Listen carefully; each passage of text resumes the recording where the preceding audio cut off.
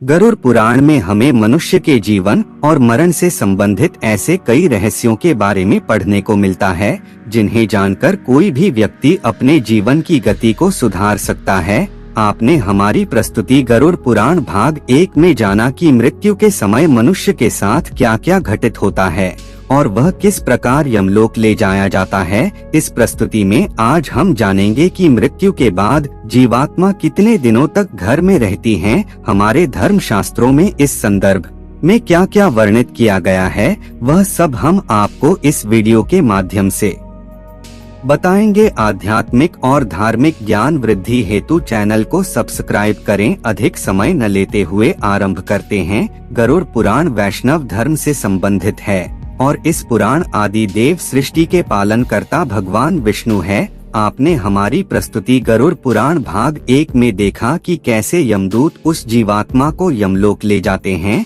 वह जीवात्मा 24 घंटों के पश्चात पुनः वापस आती है और 24 घंटों के दौरान जीवात्मा को उसके संपूर्ण जीवन का लेखा जोखा दिखाया जाता है, जिसमें यह आकलन होता है कि अपने जीवन काल में इस जीवात्मा ने कितने पाप और पुण्य किए हैं। इसके पश्चात आत्मा को फिर उसी घर में लाया जाता है जहां उसने अपने शरीर का त्याग किया था और 13 दिन तक वह जीवात्मा वही अपने परिवार के बीच रहती है।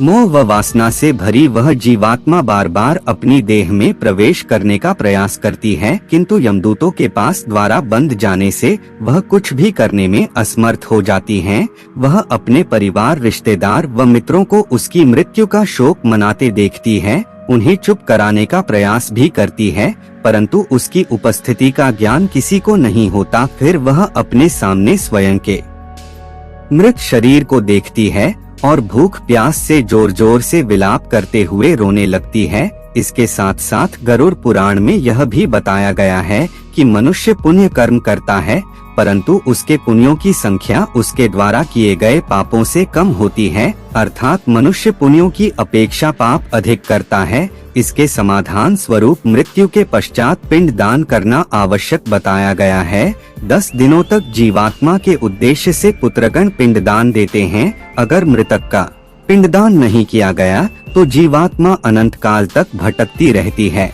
और हजारों सालों तक पीड़ा व कष्ट भोगने के बाद अगला जन्म लेती है। प्रतिदिन दिए जाने वाले पिंड के 4 भाग हो जाते हैं। उसके 2 भाग से मृतक का शरीर बनता है, तीसरा भाग यमदूत ले लेते हैं और चौथा भाग मृतक को खाने के लिए मिलता है। 9 दिन रात में प्रेत शरीर युक्त हो जाता है। शरीर बन जाने पर 10वें दिन प्राणी को अत्यधिक भूख लगने के कारण आहार रूप में प्राप्त होता है। पुराण के अनुसार 10 दिन तक दिए जाने वाले पिंड दान में विधि, मंत्र, आवाहन और आशीर्वाद का प्रयोग नहीं होता, केवल नाम तथा गोत्र से पिंड दान दिया जाता है। मृतक का दाह संस्कार हो जाने के पश्चात उत्पन्न होता है। मृत व्यक्ति के जल जाने के पश्चात उसे पिंडदान द्वारा 1 हाथ लंबा शरीर प्राप्त होता है, जिसके द्वारा वह प्राणी यमलोक के मार्ग में अपने शुभ अशुभ कर्मों को भोगता है। पहले दिन जो पिंडदान दिया जाता है उससे मूर्धा, दूसरे दिन के पिंडदान से ग्रीवा और दोनों स्कंध बनते हैं,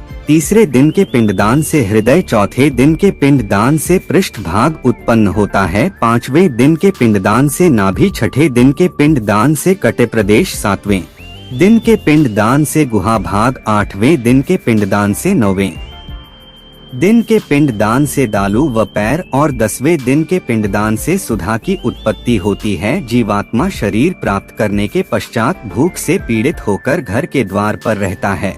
जिस दिन 10वां पिंडदान होता है उसमें मृतक का प्रिय भोजन बनाकर देना चाहिए, क्योंकि शरीर निर्माण हो जाने पर मृतक को अत्यधिक भूख लगती है। मृतक का प्रिय पदार्थ के अतिरिक्त भोजन का पिंडदान देने से उसकी भूख दूर नहीं होती। 11वें और 12वें दिन प्रेत भोजन करता है। मरे हुए स्त्री पुरुषों के लिए प्रेत शब्द का उच्चारण करना चाहिए। उन दिनों जो कुछ भी दिया जाता है उसको प्रेत शब्द के द्वारा देना चाहिए, क्योंकि वह मृतक के लिए आनंददायक होता है। शरीर धारण करके 13वें दिन प्रेत यमलोक जाने के लिए तैयार हो जाता है। यहाँ से यमलोक की यात्रा आरंभ होती है। मनुष्य अपने कर्मों के कारण ही जो व्यक्ति जितना पापी होगा उसका अंतिम मार्ग उतना ही कठिन होता है और वह जितना पुण्यकारी, निष्पकपटी और भगवत प्रेमी होगा, उसकी स्वर्ग की यात्रा उतनी ही सरल व सुखदायक होगी। इसलिए हमें यह ध्यान रखना चाहिए कि कर्मों का फल जीते जी ही नहीं, अपितु मृत्यु के पश्चात भी भोगना होगा।